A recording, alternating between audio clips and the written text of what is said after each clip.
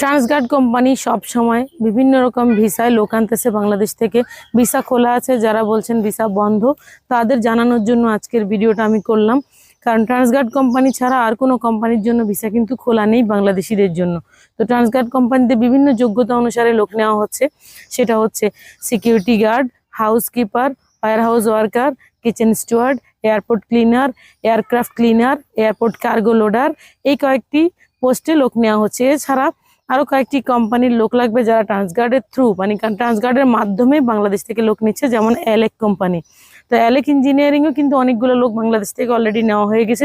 আমাদের সামনে এলেকের যে ইন্টারভিউ নেওয়ার জন্য ডেলিগেট আবার আসবে 10 তারিখের পর ইনশাল্লাহ।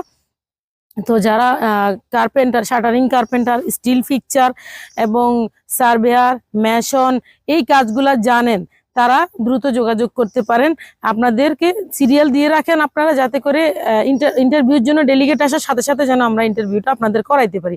আর যারা কাজ জানেন না, কাজ শিখে বিদেশ যাবেন, তারা আমাদের সাথে দ্রুত যোগাযোগ করেন, আমরা আপনাদের কাজ শিখার ব্যবস্থা করব বিনামূল্যে। ঠিক আছে, যারা বিদেশ যাবেন দ্রুত যোগাযোগ করবেন।